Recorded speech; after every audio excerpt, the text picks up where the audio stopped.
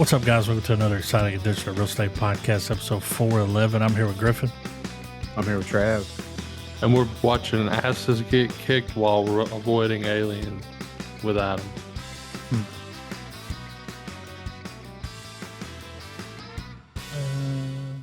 It was walled in. What was the first half of the name? Was it Twilight Legend? of the Warrior. That's Yeah. Twilight of the Warriors. Well, So as I feel like I told owe y'all Travis an the other apology. night- No, now, like I said the other night, I was like, you didn't make the movie. The action was great, but the story was Yeah. a little like, It underdeveloped. should've- Well, it should have been a series. Almost like, Hit the They button. crammed- Should have been a series. yeah, they crammed a lot of shit into it. You know what I mean? Like, it's lineages, and this is the son of this person, Yeah. and that. You know, Why was Tommy Two Fingers so strong? I don't know.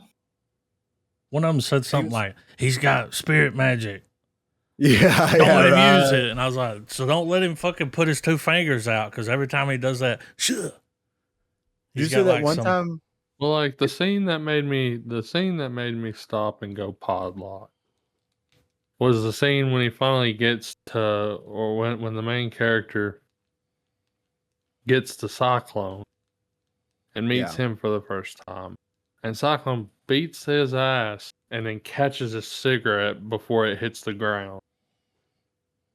And I was like, yeah, at the very beginning, I was Yeah. like, okay, we're going to get a fucking silly goose time. Like, if they're pulling maneuvers like that. And we kind of get little moments here and there of that. But with it having such a long... This is a movie Like a with a pacing long problem. time. Yeah, the run time makes the movie suffer. Yes, I agree. Yeah, when you said Rumble in the Bronx, I'm like, that wasn't 2 hours. I mean, About an it hour and a really, half. yeah. And yeah, I think had it not had so much to fill, and here's the thing, it was based on either a manga or a graphic novel.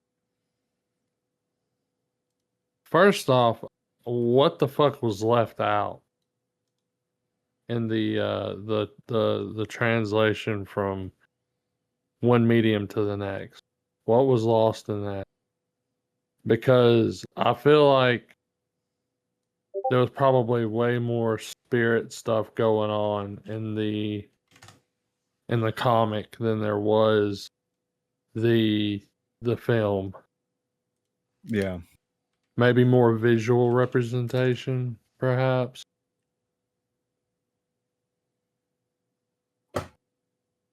Yeah, I mean, realistically, what could have been left out? I mean, it's kind of straightforward, but the pacing and the way that the story was told, it could have been like broken up into 2 chapters almost. Because to me, what's almost even more interesting is the stuff that happened before. Yeah, absolutely. Like there should have been a movie of just that opening sequence. Yeah. Like introducing Jim, introducing Cyclone, introducing the concept of the walled city. Y'all know that The was early real. years of Yeah. all of that. There really was a walled city in Hong Yeah. Kong. They built a replica of it. A life-size replica. And a lot Well, of like- wires running everywhere. When those guys were swinging their knives around, I was like, I better watch some fucking wires. Yeah. Well, the feeling of claustrophobia Yeah. in this movie was front and center. Like everything was just these little nooks and crannies, and I almost dug it. Like I almost wanted to I wanted to be in that world. Like I wanted to go, like those like cramped little narrow walkways to just different vendors and different places. Like there were things there were like cinematically there were things to really enjoy about this movie because there was a lot visually on screen.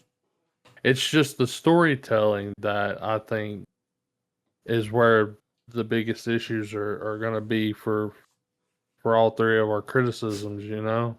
Yeah. No, I agree 100%. And if they would have done like a 3 or 4 miniseries, 3 or 4 episode, 45 minutes to an hour, and they got the prequel, and then they kinda showed a little bit more backstory to the main character of, like, what he had gone through, prior to him showing up here, all that kinda stuff. I think it would've helped flesh out, you know Well, like instances where we see the hits put out on each other and Yeah. those failed attempts because they had to be creative as shit. Mhm. Because when Cyclone goes to Mr. Big and he's like, here, keep this comic or whatever, and the guy's like slowly pulling his fucking sword out from underneath him, and then he's like, I just thought you were coming to fuck with me, like. Yeah. I want to see the other times like that built up to why that level of distrust between those characters even existed in the first place. I th To me, this is the classic example of, like it's kinda like, imagine if if a movie was released in that market that was an American-made film that only showed, like, one aspect of, like, the Civil War or something. Because for us, it's so ingrained into our DNA that we know what that is. We know what led up to it. We know all the and maybe not that per se, but just that as an example. It's like this seems to be something that's very important to their culture, and us as foreigners watching this aren't clued into all the finer details of it. You know what I'm saying? Mm-hmm. Absolutely. And I mean, even with it being rich with these fantasy like elements, um, I can still agree that yeah, there is and like with a lot of foreign films, there is a cultural um Divide. yeah, or a cultural misunderstanding or lack thereof. Um Not lack thereof, but just not having that full story, not being in on certain aspects of it. But yeah, I think you're totally right. I think there's definite um deficits that we as foreigners going into this movie missed out on or had going in.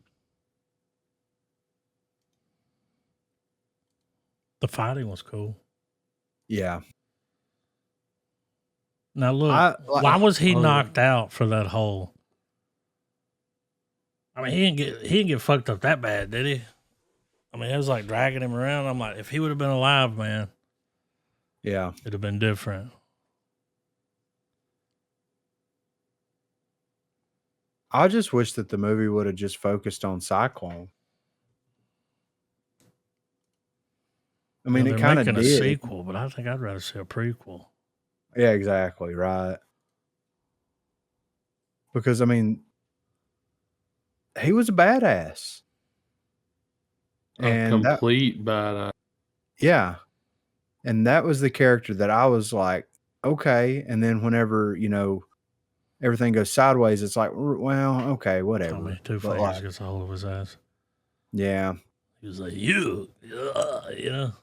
yeah, Well, that very over the voiceover at top. work was, Exquisite. yes, it was. Exquisite. You don't stand a chance. Yeah. If But I lose, you will learn to be a barber and cut hair. yeah. I'll give you a corner. But it's interesting that's like whenever you look at the trivia here, it says a life-size replica of the Kowloon walled city said to be almost identical to the real one was built for filming. Contrary to the claim that the set was demolished immediately after filming, significant portions were preserved and utilized for public exhibitions, allowing the legacy of the Kowloon walled city to be appreciated by a wider audience. Okay, so if it's a near identical set, first of all, hats off to those guys. Second of all, it makes more sense now why like in like anime and manga and stuff like that, why we see such tight, confined, stacked on top of each other. You know what I mean? Like Mm-hmm. because our perception of that world is completely different from the reality of a place like that, and that puts more perspective as to like when you watch like any like modern day or I'd say from like the 80s up to modern anime that's set in that time period, you see it portrayed like that and it's like, well, now it makes sense why. Well, and it also when you think of certain shots where it's the inverse, where there's just these wide open wheat fields and like really beautiful landscapes, like almost like, and there's always that sense of longing when when it's portrayed because Yeah, it's coming from a perspective of being caged in, you know? yeah.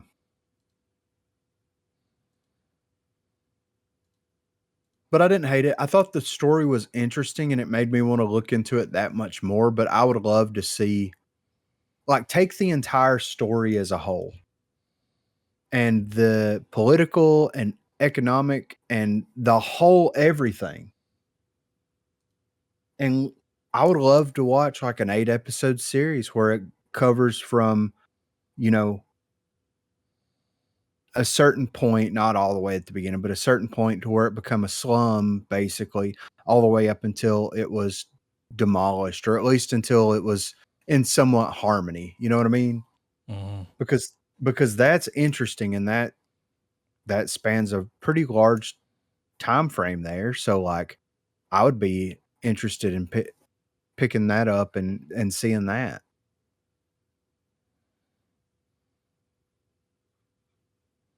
Who knows? I mean, with the popularity of like Shogun and how well it was executed and everything, I could see them doing something like that. Or Chernobyl. You know what I mean? Like, Mm-hmm. who knows? But I'm gonna give it as it is right now, being ignorant of, you know, the full story and everything. I'm gonna give it a half star. I thought that the action in it was great. I like the liberties that they took to make it to put entertainment first over, you know, substance and storytelling and all that kind of stuff. But when you're dealing with something that's like historical in this way, it's kind of important. You know what I mean? Yeah, well, The at the story. end, that made it cooler when it says when they tore the wall down, and it's like, oh, well, why didn't we talk more about Yeah, a little exactly. plot here? Yeah. Like, And I thought that they were going to do that whenever they were showing some stuff on TV about how, they're going to demolish it, this, that, and the other, and what's going to happen to everybody, and immigration problems, and this, that, and the other. And I was like, oh, are we going to get into some of the? And it's like at a point that was like cut off. You know what I mean? mm, Like they just so changed it to a different Cyclone came to channel. town. Like, Yeah, yeah, right. But yeah, didn't hate it, enjoyed it, but would love to see this like the entire story spanned out, and they don't have to go as over the top with it as far as action for me to enjoy this, because I think it's a really interesting thing that happened. mm-hmm. So, but yeah, I'm going to give it a half star. Yeah, I'm a half star. Likewise. But it was just the plot, like Yeah. fighting was great. Yeah. But that whole middle fight where Cyclone dies, everything, I'm like, wake that motherfucker up. Yeah, right. Slap him around a little bit. Like, you know, like in the few things they did, like the thing with the little girl. Why did that Yeah. even happen? Exactly, right. Like, that was his end. Yeah, They were like, he was like, thank you for bringing the body down. yeah. And then they're like, And then what was the guy, Johnny? He's yeah, Johnny's I think so. son. And it was like, of course he fucking is. Yeah, right. Damn it. They barely know this motherfucker. They let him come in there and blow their spot up. Yeah. That's why you don't let new people in, man. No. You got to vet them. I'll And be for watching the that sequel. AV to be like wearing that face What was up shroud. with that? Like his face, because they said he was disfigured. Well, they show And him then when later. it's- It ain't that bad. Yeah, it's not that. I'm like, dude, it kind of looks cool. Yeah. You know, like, You can get those in video games as customization on your character's face. Like, that was. yeah, That's you can nothing. pay extra for that. Yeah, right. Yeah, that's some DLC right there. It looked like he was wearing a jock strap or something. Like, I know, right? it just looked weird. Like, Yeah, and then finally it's like, oh, and then what was that game they were playing? Mojang? yeah, Is that what they're playing? yeah. Mojang.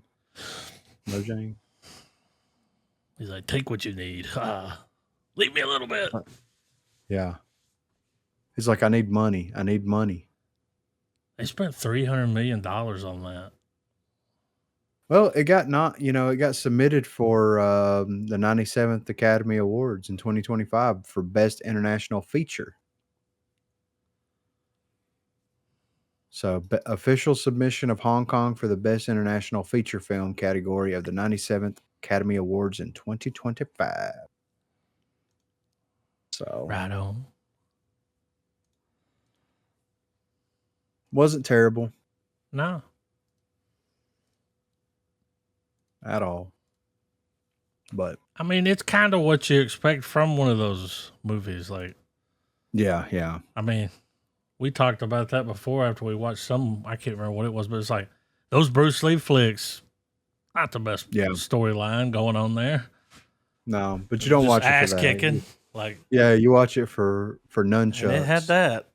Yeah, oh yeah. Asses were kicked. Yeah. And to me, it's like that, that historical tale, if you want to put it that way, kind of lends itself perfectly to be adapted into a more futuristic setting, like a Neo Tokyo, you know what I'm saying? Like, where it's the same, it's the same beats as what happened in history, but set it in the future and make it, you know what I mean? Because it would work like that, and it would still be it would still tell the story. It would still be relevant and everything. Like, yeah, but yeah,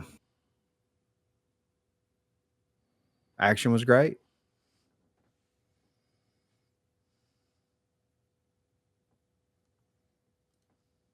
So Alien Earth, episode Tress. I mean, it's a banger, dude. So I've never really thought about, and it makes sense, right? But I've never really thought about like the face hugger putting the little tadpole into the lungs, because it attaches to the face and then it bursts through the chest, and it makes sense. But it's just one of those things. It's like, until you actually see it, like fully realized like that. But it's interesting that they took the brother and they took his freaking lung out. And they're like, to a machine. I was like, oh, yeah, we were trying to regenerate the lung here or something. Nope. And then when he had that little thing and dropped it in there, I was like, oh, that bitch is gonna be mad as fuck. Yeah, right. Yeah. Like, I mean, why are we doing that? I guess because they don't have a we got the data from the ship where they did it where it happened to everybody else. Well, I guess, but I guess their idea is they want to study like a living xenomorph, like, and that's where shit's gonna get sideways. Kill everybody in there. Yeah, exactly. And it's like, okay, in the alien mythology, like, I don't know of any other whatever they are. Like they've had their consciousness swapped over. So like this is like a one and done situation. Like this guy's got to die. Nobody else is going to get their brains transferred, right? Like this. Well, like that technology dies with him. Yeah, because like this is kind of, it's a prequel to the original Alien movie. So like you have to think that it begins and ends with him. So my question is like, is he going to, in a last ditch effort to preserve his own humanity, transfer his own brain into one of those bodies? And is it going to go sideways? But you got to remember too, this is taking place on Earth. None of the Alien movies do. Mm-hmm. Yeah. So that text there, and maybe we're gonna witness what's gonna happen to Earth. I could see that. Like what's really happened to Earth. Yeah. During the events of the franchise. Yeah, right. And I guess my question is like when we go back up here and look at the Alien franchise timeline. So Alien Earth is in 2120, and then Alien Covenant was in 2104. Prometheus was 2093. The cyborg said that he would have been gone for what, 46 years? Is that right? 36 or 46 or 60? It was a long time. You're talking about the ship that when they came back? Yeah. I believe it was 65 years. Yeah. So he had been gone for 65 years. So like, and they were going out to collect like specimens for Wayland, right? Mm-hmm. For Wayland Yutani. And it's like, okay. I think mostly Yutani. Yeah, right. Because she was like, you were talking to my grandmother or my mother. Yeah. I can't remember. She was like, that was, a long time ago. Yeah. So if we look at the timeline, it's 2093 was when Prometheus happened, and then 2120 is current Earth. That's 27 years. Right? So he's been gone for 60 years. So I guess my question is like, were they out collecting specimens? Did they have a distress call or something from the chick from Prometheus? Was the other specimens that were collected stuff that David was working on? Is David going to show up? Because the boy genius said that he wants to have a conversation with someone that is more intelligent than he is. And the only person that I know in the alien mythology that is more intelligent than him is going to be David. Mm-hmm. So is David going to show up in some way, shape, or form? I don't know, that'd be pretty cool if he did. I mean, to me, that's the only thing that makes sense, because it's like he's intelligent enough to create this species and like it be the perfect, the perfect creature, or whatever. And I'm interested to find out, like, because David was making the eggs. Like there was eggs on that planet during Alien Covenant. So they would have had to have shown up there and collected those eggs from that planet, because that was like the origin.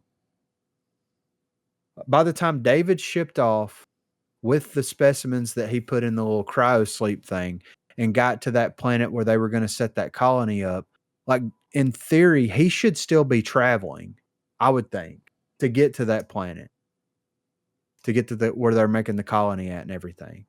So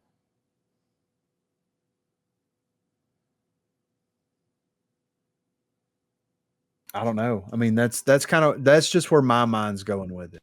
It's like, what are we doing here? Like, is David going to show up, or are they going to end up sending these kids, or is Waylon going to go to wherever David's setting up shop at, or what's happening here? I haven't watched Covenant in a while, so I don't know. I can't remember how far away from the engineer's homeworld to that colony that they were going to be setting up, like how long it was going to take them to get there. But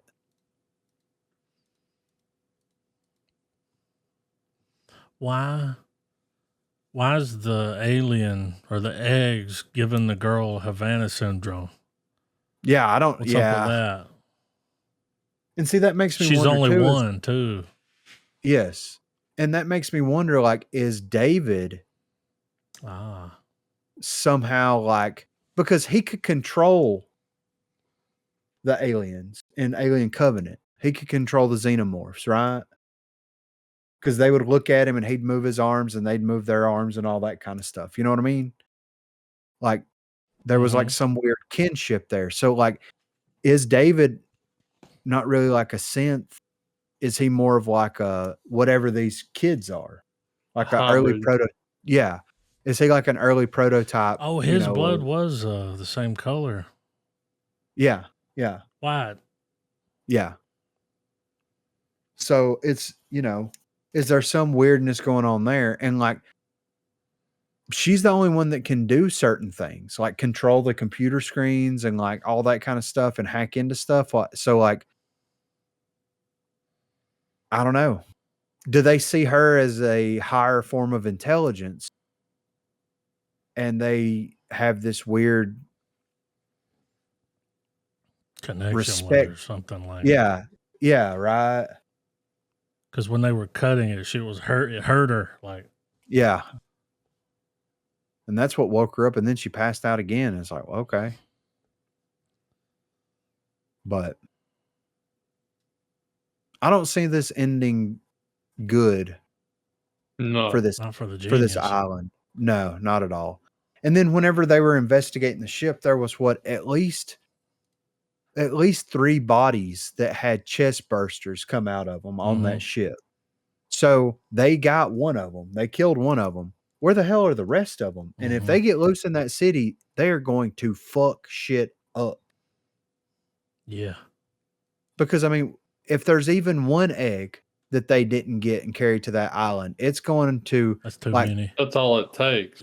Yeah, exactly. Right. So, yeah. I'm enjoying it. I'm hoping that they keep up the good work with everything. And I hope that they have a clear-cut plan with what they're doing with this alien story, because the thing that I'm worried about is it like droning on too long. You know what I mean?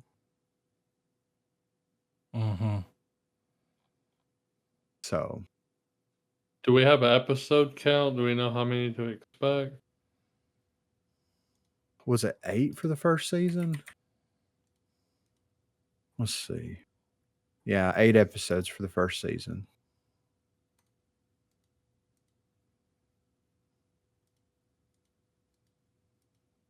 Today will be episode 4.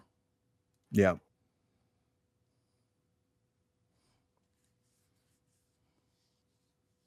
So, I mean,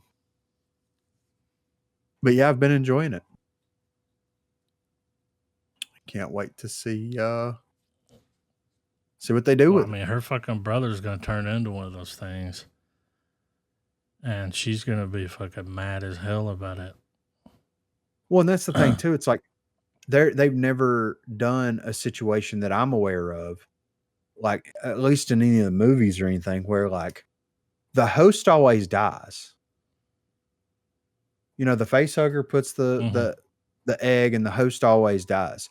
What happens when the host doesn't die?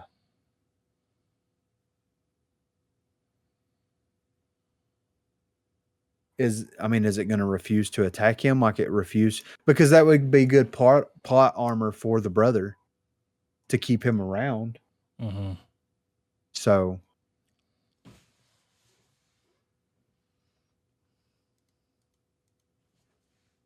but yeah, she's going to be pissed. And she's going to fuck a bunch of stuff up. Well, and now there's sure. another one. Yeah, And exactly. it's like, where the fuck did she come from? Yeah. He's like, you know you're my favorite. Yeah. It's like I taught myself. My thing too is like, does the Matrix stuff not apply to these kids because they're robots? They have like a computer for a brain. Like he transferred memories into these And they're bodies. still acting like little kids. Yes, but she's like, I learned French, and it's like, well, by Matrix law, it's almost like bird law. By Matrix law, if your brain is a computer, then you can just upload that French into it. You know what I'm saying? Yeah. So that one fucking guy was uploading shit to his brain. Yeah, I know, right? Fucking that was kind of a cool. Too much. Slow down. Yeah, right. He was sweating. Good God, he was sweating. He was getting uploaded. Yeah, I feel that. He's like, I got uploaded into. Yeah. When I download or upload, I sweat that much. You know what I'm saying? Yep. He's looking at him going, when is a machine, not a machine?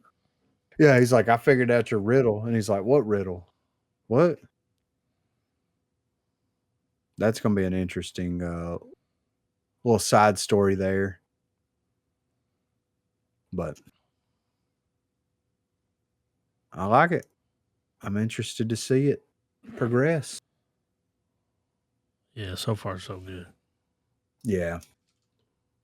And I've been keeping my expectations low. But it's exceeded all my expectations for every single episode so far. So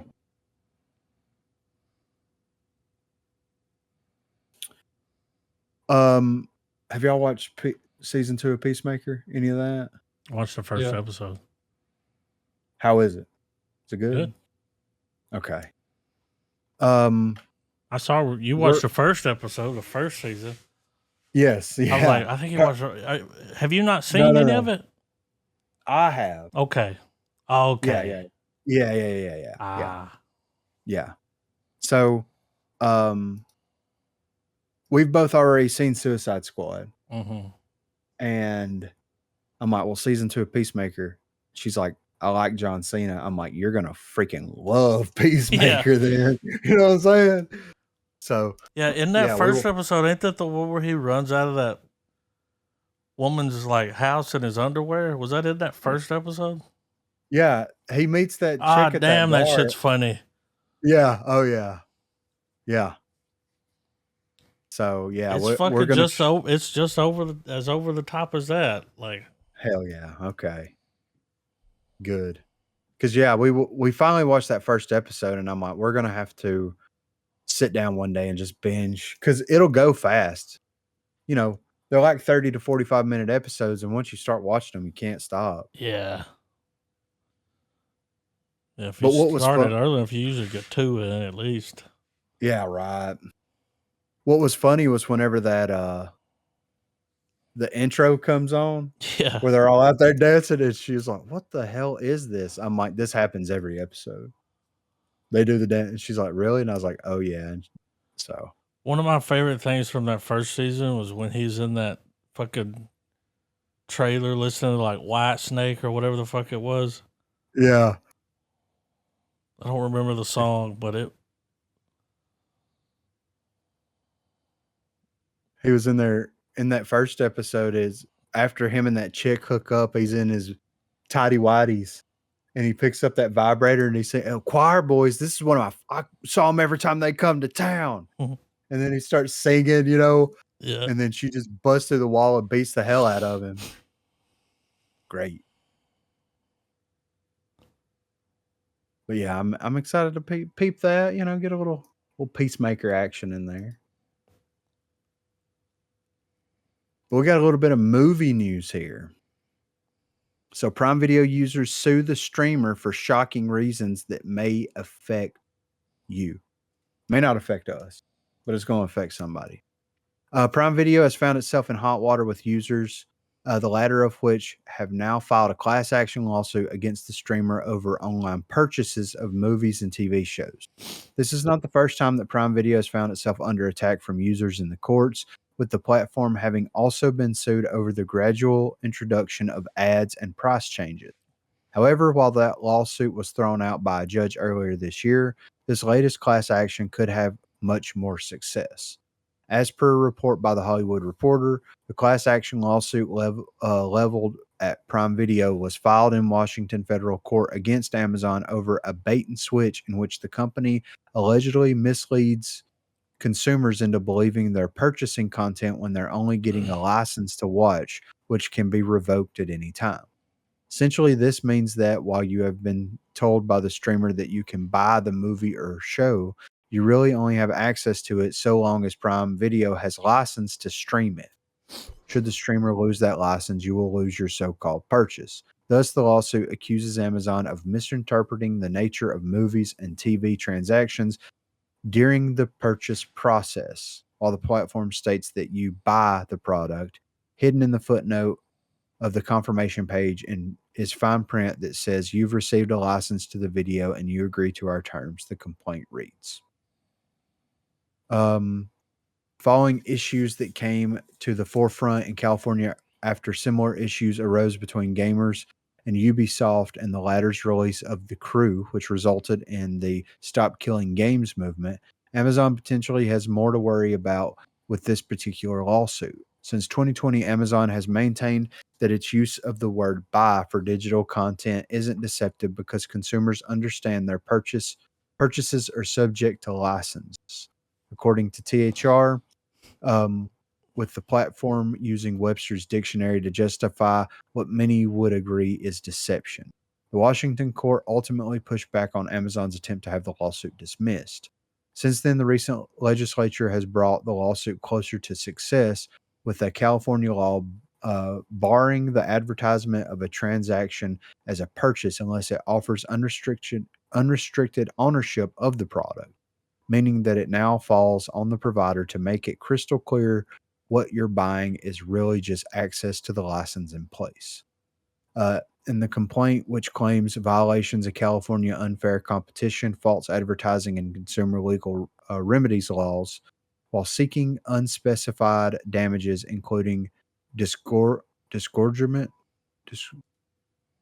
of profits and punitive damages for allegedly intentionally malicious conduct. Lawyer Wright Noel asserts that Amazon does not meet the standards set by the statute for a clear and conspicuous notice that the thing that they are purchasing is a revocable license to access the digital goods. The warning is buried at the very bottom of the screen in font that is considerably smaller than the other text on the screen.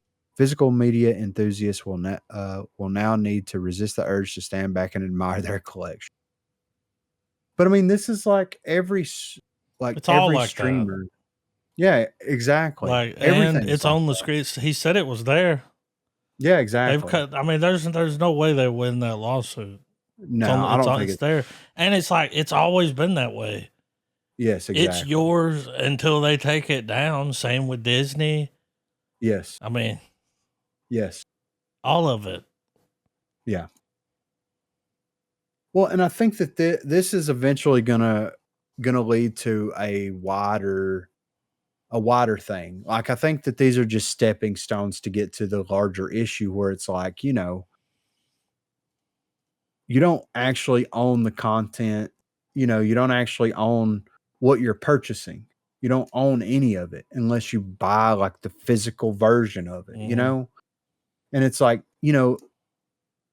Netflix, all like Disney Plus, all of them, they're constantly pulling stuff off of their streaming platform. And it could be stuff that you enjoy. It could be stuff that you don't enjoy, whatever. And I know that you're paying a subscription to be able to stream the stuff that they have, but at the same time, it's very similar because it's like, let's say, for example, I purchase Netflix right now so that I can watch all the seasons of Stranger Things in preparation for the new season that's coming out.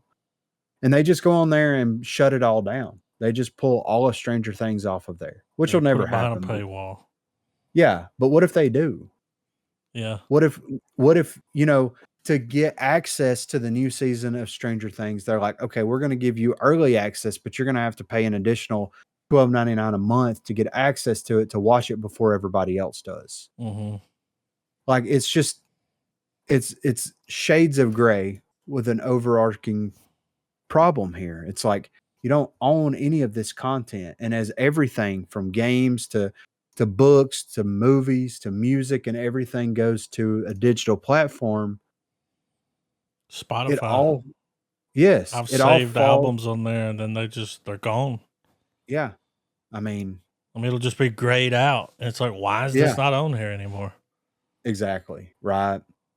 So I think that at some point in the future, I don't think it's going to be happening anytime soon. I'd say within the next 5+ years, there's going to be a real conversation that's going to be happening as to like what is real and what's not. You know, who owns what? What do you really own? And you know, I think it could also be far simpler than that. I think what we'll see is a drop in a slow, like it'll start off small, but then it'll increase. You'll see a small drop in digital sales, and we'll see the return of physical media. It's already happening there. Like, I mean, I've seen there's TikTok channels dedicated to physical media now. Like, yeah, I keep getting a bunch of them pushing them up to me, and I'm like, how do they know? Like, yeah, but everything from VHS to, which are huge now again. yeah. I know, Like, right? It's like it's like the cassette tape. Yeah. You know what I mean? It's making a little bit of a revival. I just never here. thought that VHS would come back like this because it's like it doesn't look as good No, as like a DVD or a Blu-ray, but it's the people. It's the everything. ex- It's putting it in the fucking rewinder. The It's the experience, not the quality. hearing that tube TV turn on, you know, and yeah, fuzz up. yep. I'm gonna order one of those tape cleaners. There's a guy that makes them. They're like $115 because all of my VHS has mold on it. Yeah. All of them. Glad I didn't throw them away though, because I was like, I found that guy. And I was like, that thing's worth having. You stick it in there, run it through it, clean.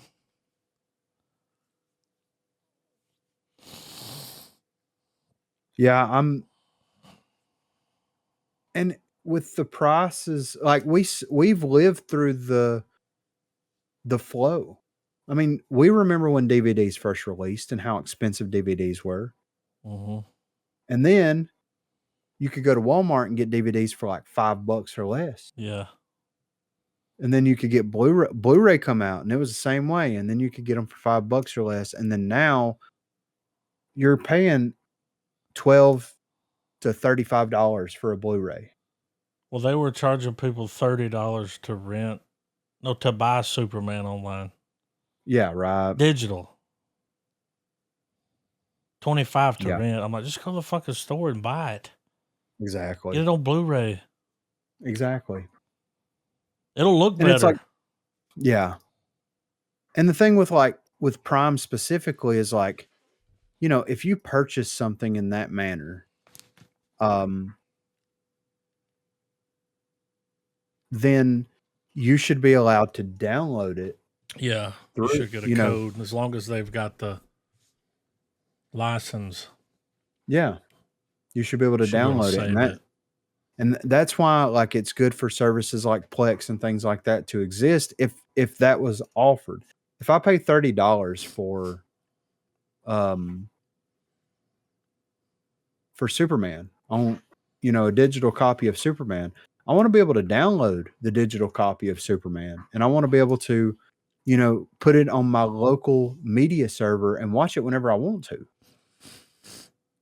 That's what Apple did. Yeah. You would save it. Yeah. So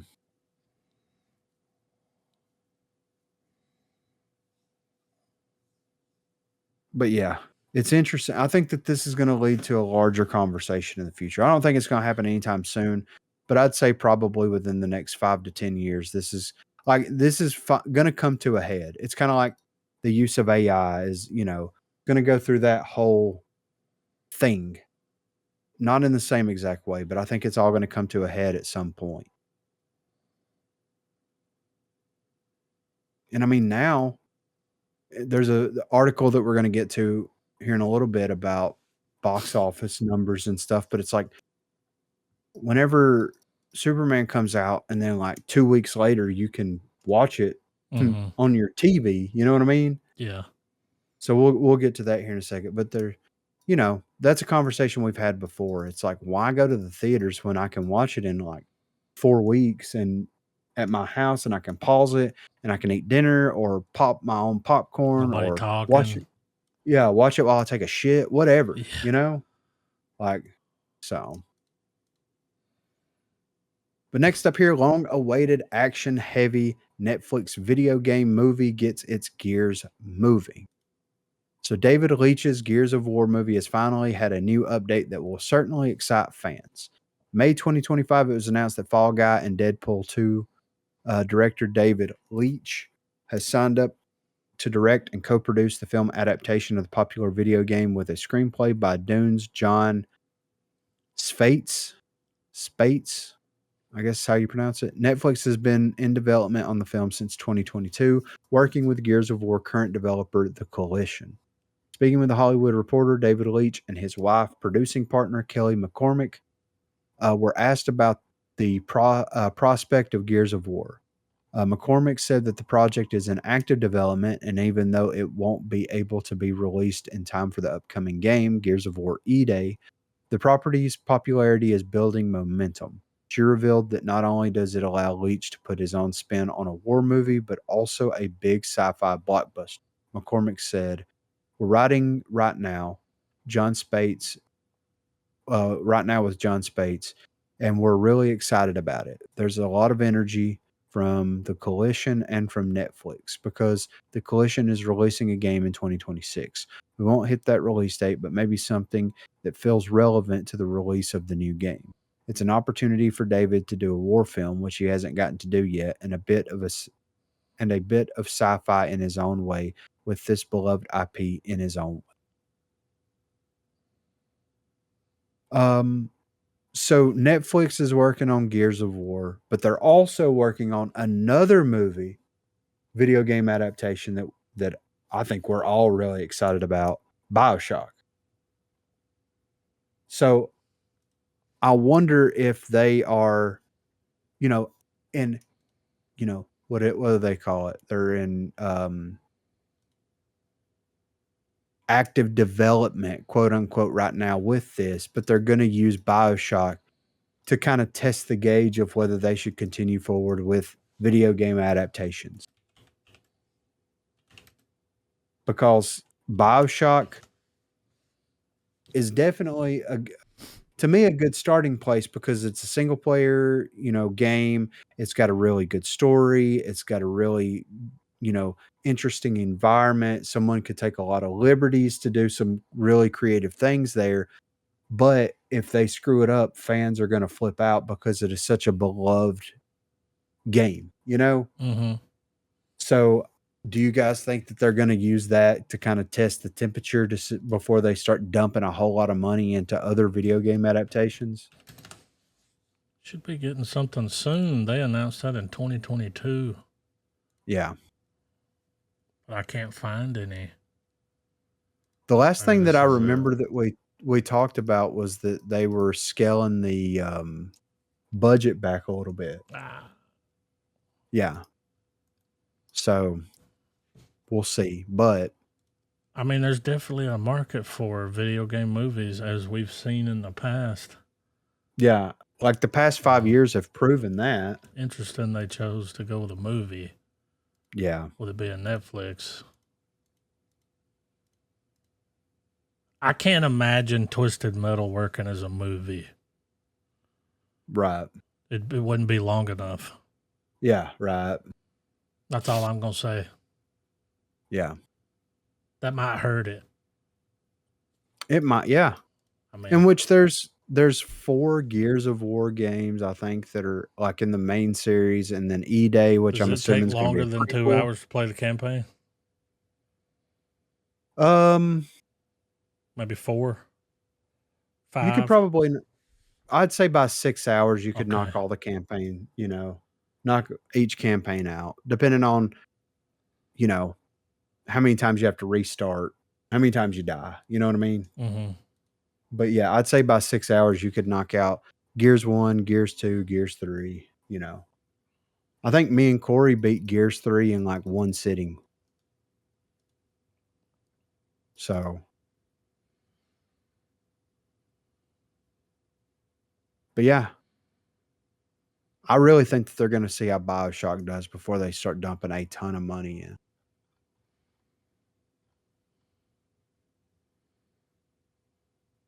I'm excited to see it. Yeah, for sure. So a forgotten and abandoned Star Wars movie could be back from the dead for a second time. The world of Star Wars is changing as Lucasfilm prepares to bring George Lucas' space saga back to theaters in 2026 for the first time in 7 years with The Mandalorian and Grogu, followed by Sean Levy's collaboration with Ryan Gosling on Starfighter in 2027. However, a new rumor has suggested that a movie believed to be dead and buried could be making a surprise comeback. While there have been several rumored Star Wars movie projects to have come and gone, from the likes of Taika Waititi, Ryan Johnson, and Patty Jenkins, it seems that the latter of these may be making an unexpected return again to the lineup of future Star Wars movies. For those who don't remember, it has been 5 years since Wonder Woman director Jenkins was announced to be directing Rogue Squadron, a movie that would bring Star Wars back into cinemas in December 2023.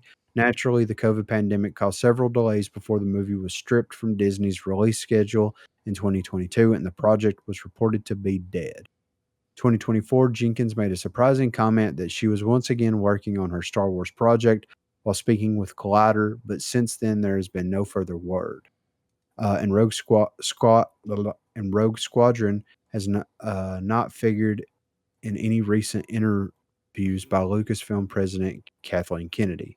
However, according to insider Daniel Rotman, Rogue Squadron is indeed now back on the cards, while another unnamed Star Wars movie has also gone into development, but there are conveniently no further details available on either project. So, did Patty Jenkins? Did she do that second? Wonder Woman Yeah, 84. Yeah, she yeah. directed it. Yep. Well, good for her, Mm-hmm. I guess. That was the last thing that she directed, and that was in 2020.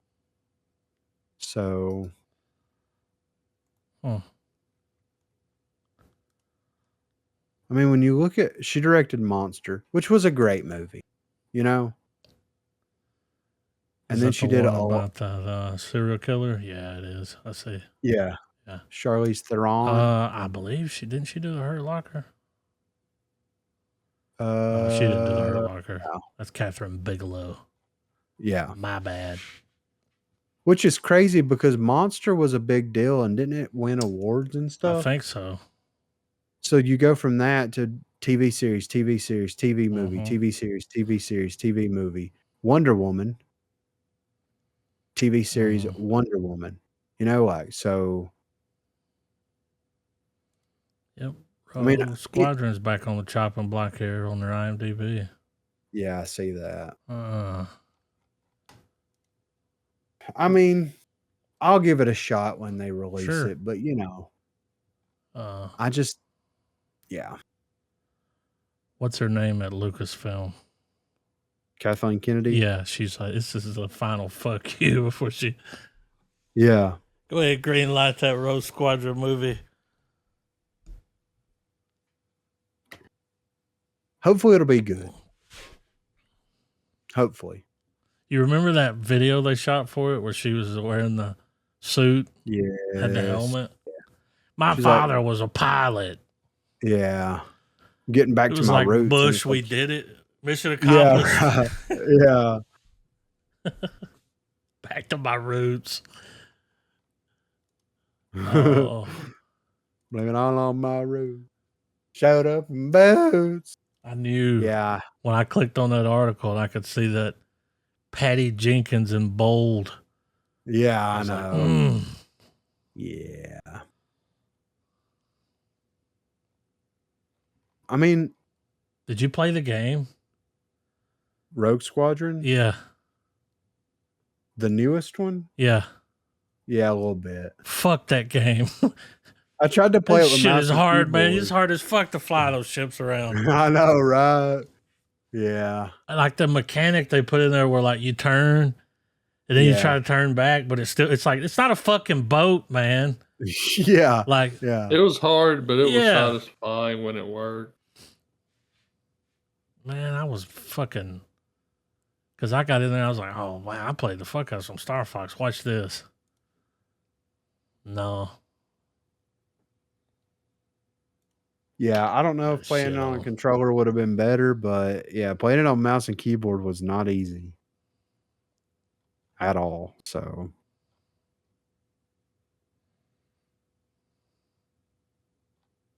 but yeah, I mean, Star Wars.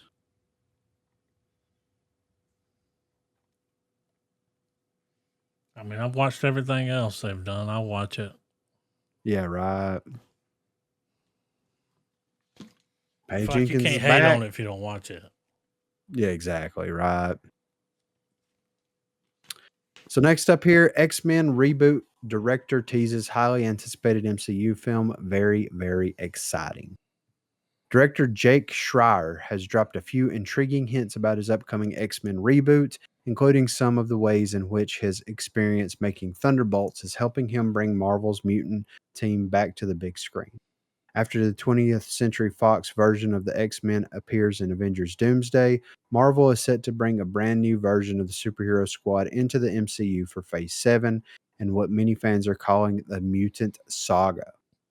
Speaking with Empire, Schreier, who was hired to direct X-Men following the enthusiastic critical reaction that greeted Thunderbolts, teased fans about the project. He's still keeping specific details close to the vest, only saying, I can't say anything about it, but we've started work on X-Men, and that's obviously very, very exciting. He went on to discuss how his time working on Thunderbolts is influencing and informing his approach, saying, there are so many things that I didn't know about before I started Thunderbolts. The biggest learning curve for me was the proportion of the action to the more emotional, character driven scenes, and how, even though it's more shooting days than I've ever had, they get eaten up quite quickly by the action stuff. By the time we got to the end of it, it felt like, oh, now I feel like we get how to do this a little bit better. Ever since Marvel Studios acquired 20th Century Fox, fans have been eagerly awaiting the arrival of the Fantastic Four and the X-Men. While the Fantastic Four have now headlined their own MCU feature film, elements of the X-Men have slowly been teased through various MCU titles. Falcon and Winter Soldier introduced Madripoor, a staple of the X-Men comics. Ms. Marvel and Namor have been classified as mutants in the MCU. Captain America Brave New World introduced adamantium, the indestructible metal that covers Wolverine's skeleton. This also doesn't include the multiverse. X-Men teases in Doctor Strange in the Multiverse of Madness, the Marvels, and Deadpool and Wolverine, all culminating in Avengers Doomsday. The X-Men film isn't expected to hit theaters until 2028, the year that perhaps not coincidentally marks the Marvel Cinematic Universe's 20th anniversary. The team's long-awaited arrival will offer a full-fledged introduction for fans following what's expected to be an epic team-up in Avengers Secret Wars. Because of that, it might be some time until casting news for X-Men begins to emerge. However, that certainly hasn't stopped numerous rumors about actors like Margaret Qualley or Harris Dickinson being eyed to play key roles. Due to the X-Men being one of Marvel's most prolific comic series for decades, the MCU has plenty of stories to pull from. Reasonably, X-Men storylines, and characters alone could support their own 3-phase saga, and it would barely scratch the surface of what the franchise has to offer. Even though the box office performance of films like The Fantastic Four, First Steps, and Thunderbolts might be below what Marvel fans expected, the word of mouth has been strong enough to rebuild audience trust after a few disappointing entries in the blockbuster franchise. With Spider-Man Brand New Day and 2 Avengers films likely set to be big box office hits, the stage will be set for the X-Men to lead the MCU into a bright new future. Thunderbolts was good. Mm-hmm. I'm hoping that they take a really good um 3 years. yeah, well, yeah. Yeah. But not only that, like handling a team like X-Men that can have a rotating cast of characters in it, things like that. With it kind of being the thing that's going to set off the next phase after the multiverse saga, I'm interested to see how they handle that and also what that's going to do with the rest of the MCU properties because, I mean, we've had ebbs and flows with everything. So I wonder if they're going to drop a lot of what we've already got in favor of bringing the mutants in full circle or how they plan on handling all of that kind of stuff. So I like the it's good. filmmaker. I do too. I do too. And it's crazy the guy that did Paper Towns is doing this. You know what I mean? Mm. So, but yeah, X-Men, baby, they're coming. You think Hugh I'm Jackman's coming back? I think he'll be back for Secret Wars and Doomsday, and I think that will officially be his and everybody else from the Shit, Fox. not him. Him and I don't RDJ know. are gonna be here, man, to the end. I mean, yeah, I could see that happening. Those but two, yeah, just them two. yeah. You know They're when gonna they get in freeze the their room head. together, he's like, "Before you, it was me. I was the one that Yeah. been here the longest." Yeah, He's like, "What's But my partner?" yeah, right. I did blackface and got away with it. Yeah, You ain't top that wrong. one. Yeah, yeah, right. So last up here, 2025 superheroes reach a troubling 14-year box office milestone that has fans worried. Despite Superman and the Fantastic Four First Steps being some of the biggest movies of the summer movie season, it appears that neither will be the biggest movie of the summer or the year. Even though the idea of $1 billion superhero movie is rarer now than it was in the 2010s and expectations have been mitigated a bit, the combined might of Superman, Fantastic Four, Thunderbolts, and Captain America haven't been able to beat titles like a Minecraft movie, Lilo and Stitch, and Jurassic World Rebirth. Even though 2024 was the worst year for superhero movies since 1997, marked by flops like Kraven the Hunter and Madam Web, 2025 has lacked a Deadpool and Wolverine sized blockbuster. This year, superhero genre has set a troubling record for a genre that may be convinced is petering out. Comic Book Movie took note that with the exception of 2020 when the COVID-19 pandemic shut down theaters, 2025 will mark the first time since 2011 that no superhero movie has grossed over 700 million at the worldwide box office. 2011 superhero film offerings included the MCU's Thor and Captain America First Avenger, Fox's X-Men First Class, DC and Warner Brothers Green Lantern, and Sony Pictures Green Hornet. Since then, at least one superhero movie has crossed the 700 million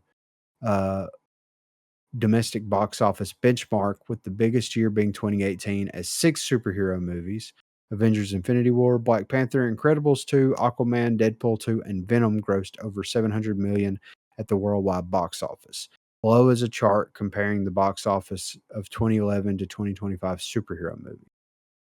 There's a lot of data to pore over, but the numbers here do paint an illuminating picture.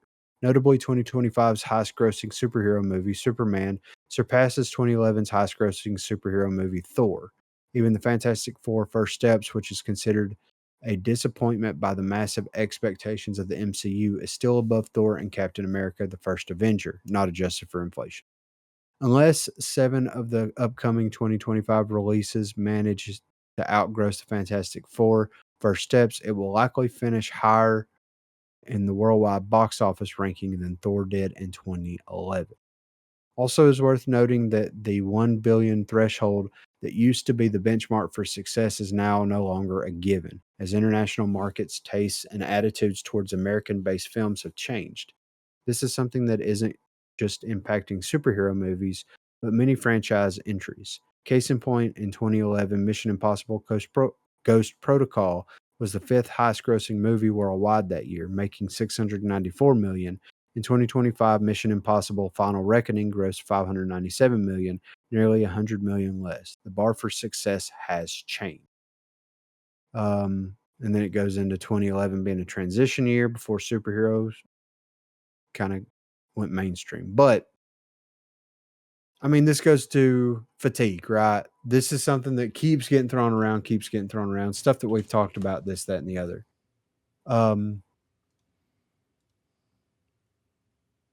I feel like having the 1 billion mark be, the line, it is crazy, right? Because when you see there, they're like, it only made $597 million. And it's like, that's pretty good. I mean, yeah, right. That's not chump change. No. And see, what they're missing on this chart is budget. Yeah.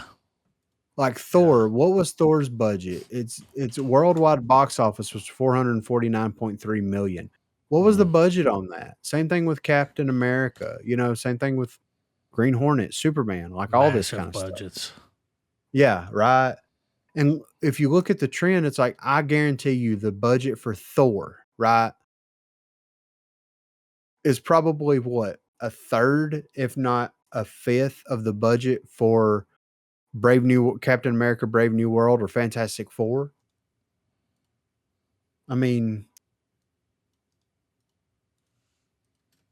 at the end of the day, it is what it is, but it's like, dude, whenever your budgets are, going up 100% year over year, I mean, you can only expect to make so much money. I think that dropping some of these budgets down a little bit, I think that that's why, in my opinion, that the X-Men is going to be such a good thing for the MCU is because yes, there's a large cast of characters and you can pull complete unknowns like they did with Thor, like they did. I mean, Robert Downey Jr. was an unknown, but he was kind of, that was his rebound. You know what I'm saying? Yeah. Like, Chris Evans, all these people were just like nobodies. And then bam, MCU comes along and picks them up. 50 million a picture. Yeah, exactly. Yeah, right. And the budget was 150 million. Yeah, right. Not to mention all the money they spend on promotion. I mean, they'll spend almost as much as they spend making the movie. Yeah. Which promotion. Is wild. Yeah. Really? Yeah. I mean, remember the marketing for the very first Avengers? I mean, there were Avengers apples. Yeah. Yeah, it's like just put the trailer on YouTube. That's kind of all you have to bottled do. Water, Avengers bendy straw. You know what I mean? And like, pretty sure they had like a Happy Meal or something. Or yeah, the promotional run for that shit was crazy. Yeah. And some countries are still going on. Which is wild, man. It is wild. So, yeah, I mean, I think that Secret Wars and Doomsday is really going to, like, is RDJ going to be enough? And I do feel like Doomsday will break the $1 billion.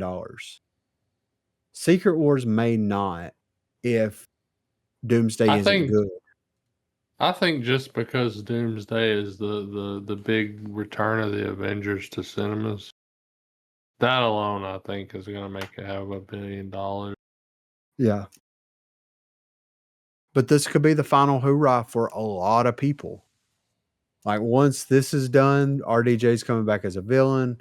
You know, there's supposedly rumors that Chris Evans has been filming scenes that, you know, where he left off in Endgame, you know, and stuff like that. So like, you know, it's all coming together. This could be everybody's final hoorah, not just the actors that played these iconic characters. So Think we'll see Black Widow? I'm sure she'll show up at some You point. think? Yeah, maybe a different version of her. But yeah, I think that they're going to bring everybody back in some way, shape, or form. I mean, they've got to at this They point. got to. Yeah. So,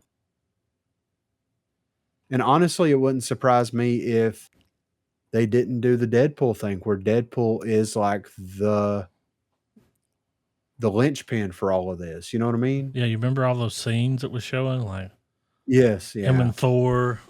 Yeah. Why is Thor crying? He's like, we'll explain that later. Yeah. I'll explain Right. it now. So, but yep, that was all the movie news that I saw for today. By the time we get to the end, when this stuff comes out, is that going to be close to 30 years? It'll in 2028 will be what 20 years because it Oh, I was thought it was already. 2008. Oh, okay. Yeah. That's fucking wild. Yep. I don't want to think about it.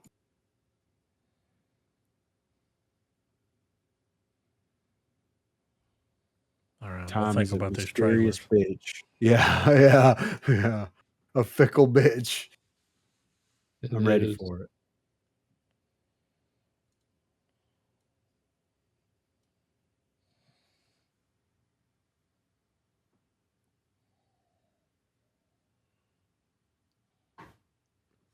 You speak American.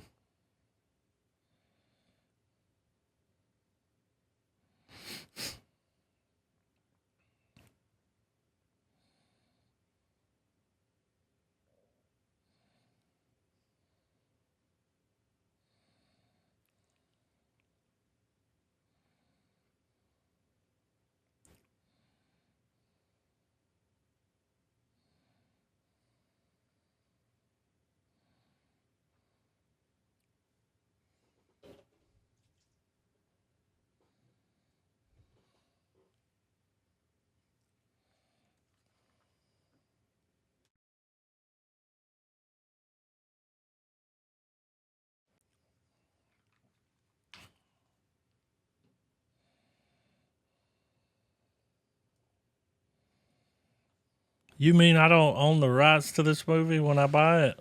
Right.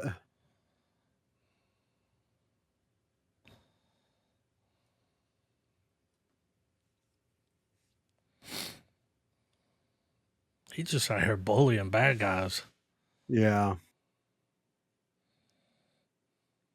We got a dollar store Statham over here. Yeah. He almost looks like Paul Walker. I know, right?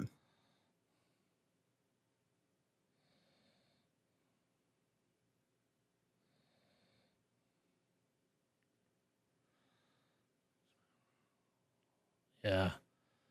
I It's a heard the Biz series. Marquee and I was like, Yeah.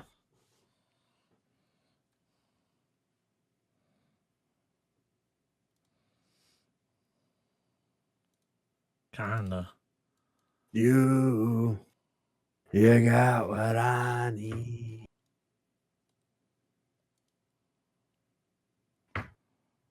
This is an interesting pair up here.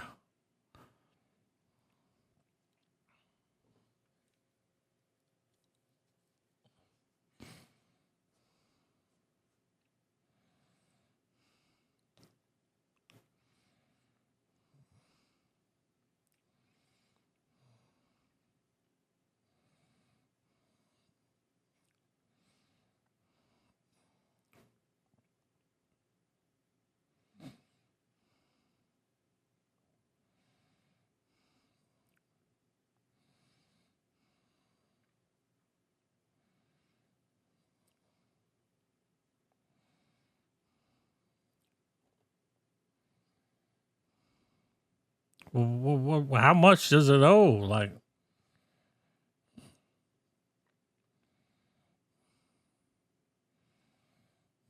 well, this 20 grand a week shit until we're square. What's the Yeah. fucking number?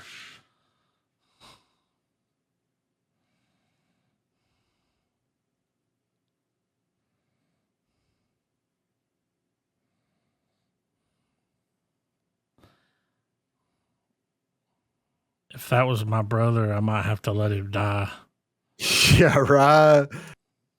20 grand My, a week? my hands are tied here.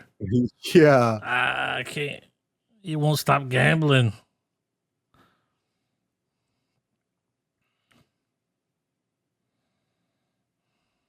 It's an interesting team up Yeah. there. Bateman Ever and since Law. dude grew the hair out, he's like, I'm keeping it. Yeah. He had long hair in that Carry On movie. Ah. Playing a lot of bad guys lately. It's like I'm in my bad guy era. I have an ad. What's Sammy Jenkins doing there?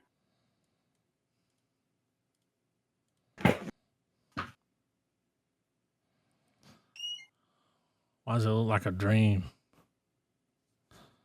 I'm still in an ad.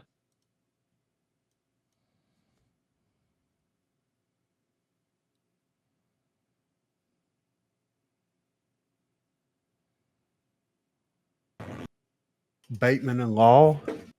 Bateman and Law and Associates? Dude. Bateman and Law. Yeah. Yeah. Who's your lawyer? Law. Okay. Better call her Bill Bateman. Yeah, Bell Bateman. Is your ad finished, Trav? Yeah.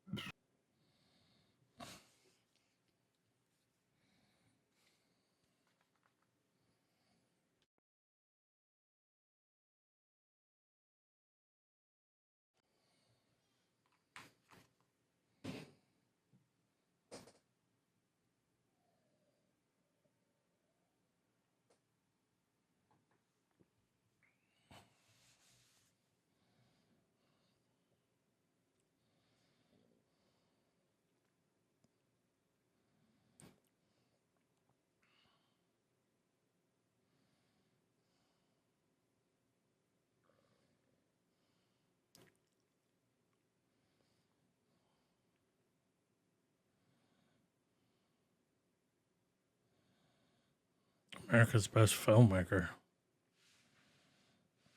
Yeah,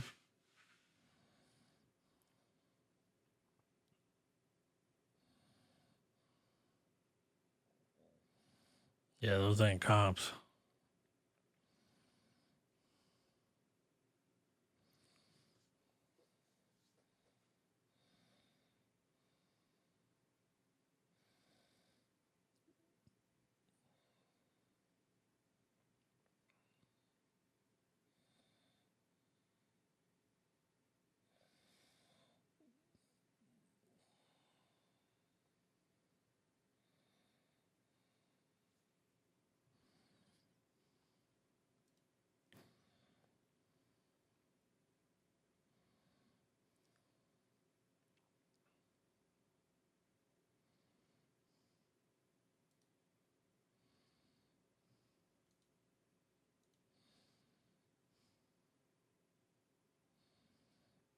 Mm. Okay.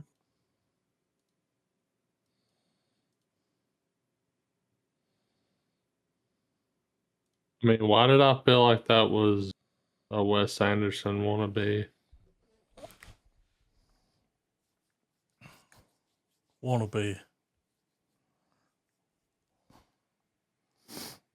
Or some PTA.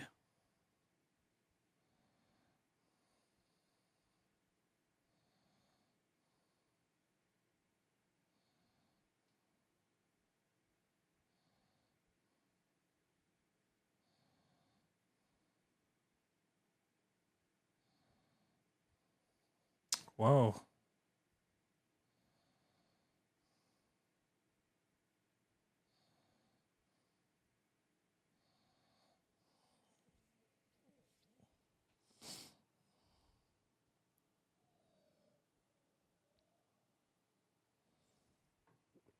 Shane Black.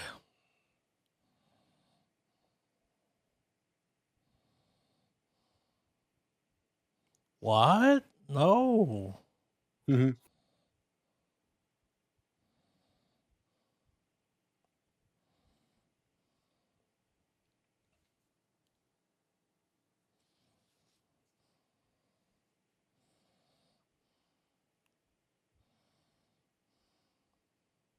It's Monk.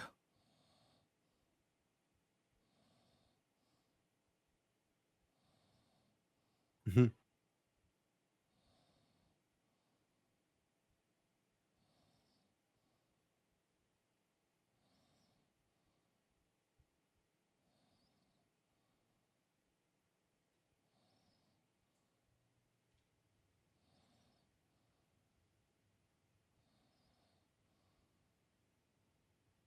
Let him go.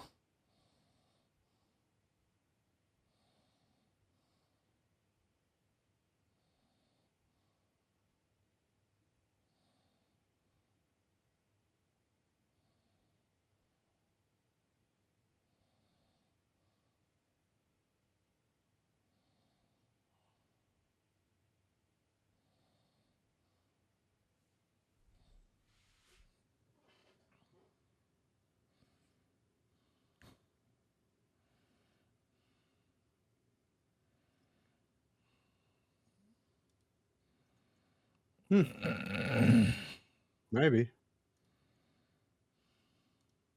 I gotta. Mm-hmm.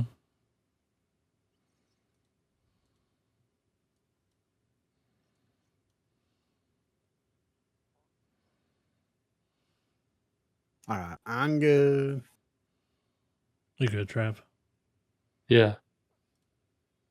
We got a comedy movie, it looks like.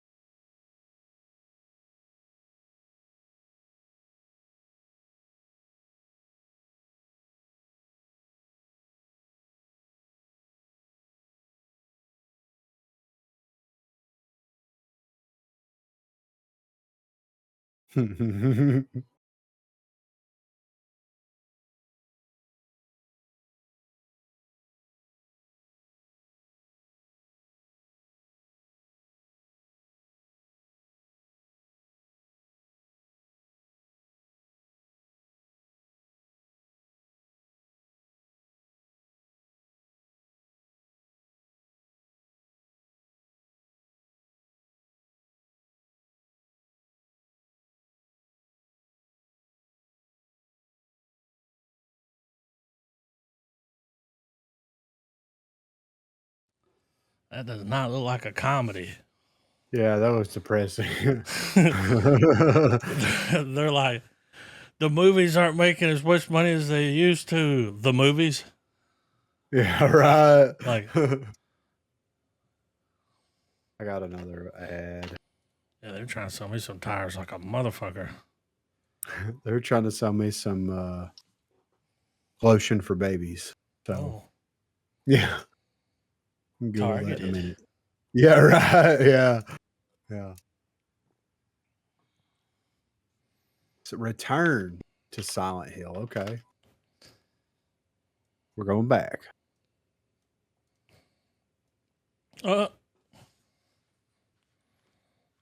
Too many studios.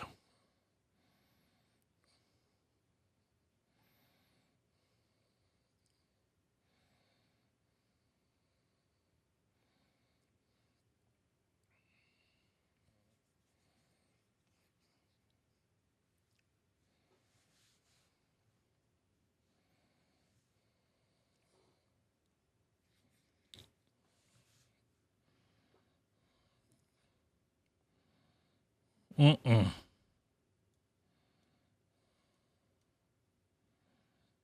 Okay. I mean, that's a teaser. Consider myself teased. I got another ad. Mm-hmm.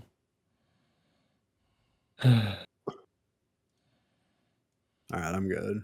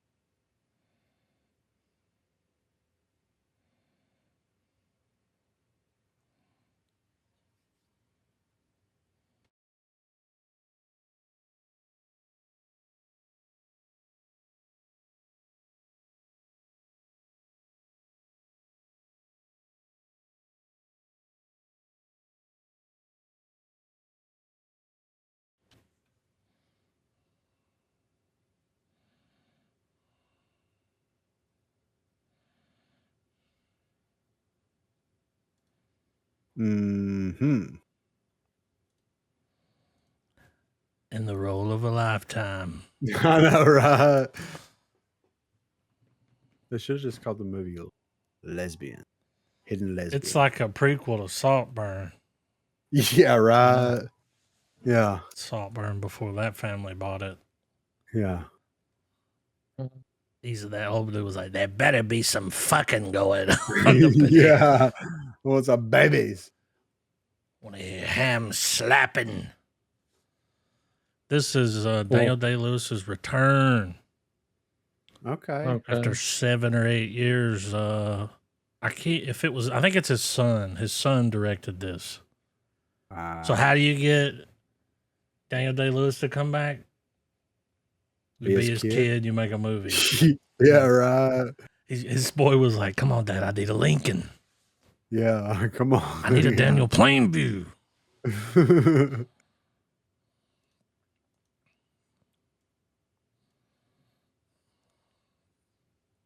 Sean Bean gonna die?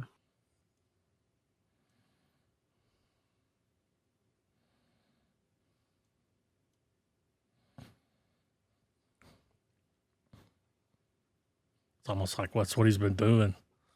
Living out there. Making shoes.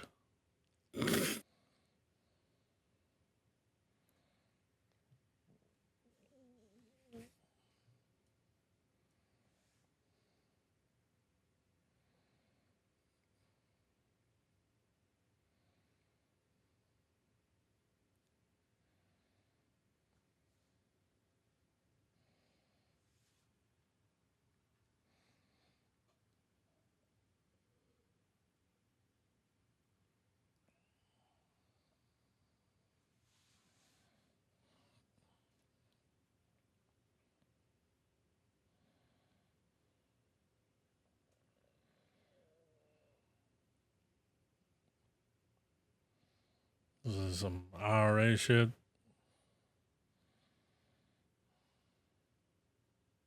Mm-hmm.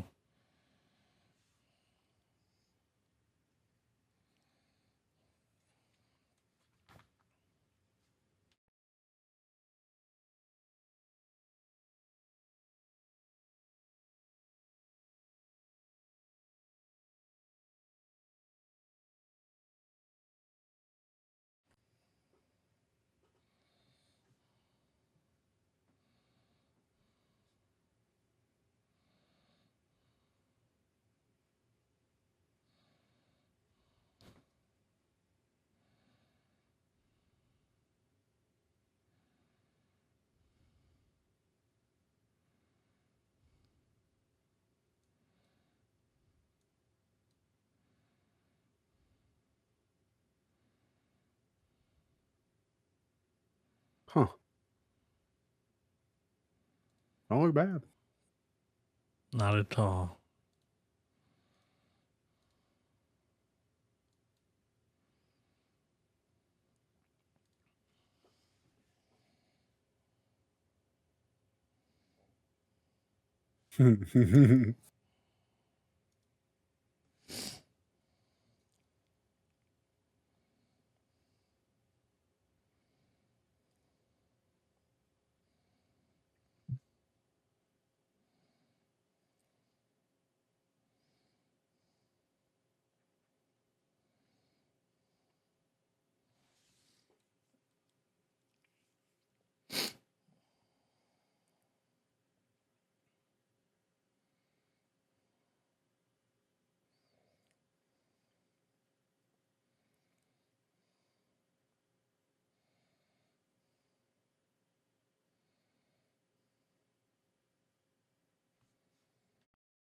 What the hell is happening?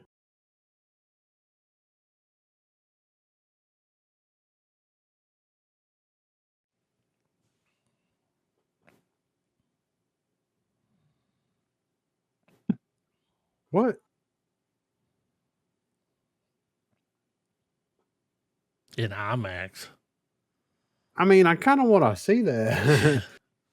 It looks epic, They dude. look pretty epic. Yeah, A cinematic game changer. right. Consider the game changed. Yeah. Consider me teased.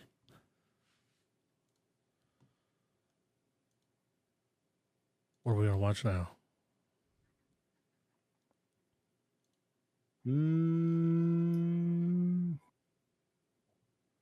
Oh. Is that Tom Hiddleston movie available? Tom Hiddleston. Harry or Larry? The Chuck? Life of Chuck? Chuck. That's it. Yeah. I said Harry, Larry, Chuck.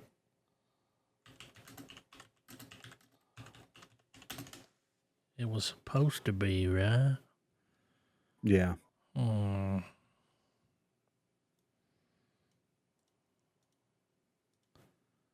We're about to find out.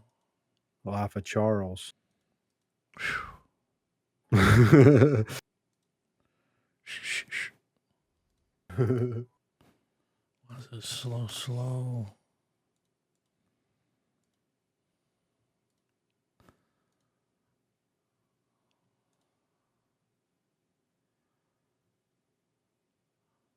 I'd probably watch it if it was The Life of Charles.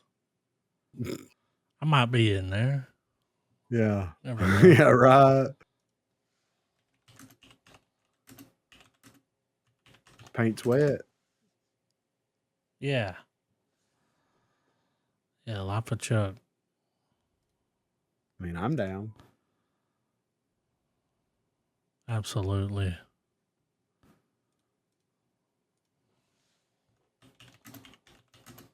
Some king action, maybe. It's available for rent. Okay. $5.99. All right. Mike Flanagan, Life of Chuck. Checks in the mail. The flag is raised.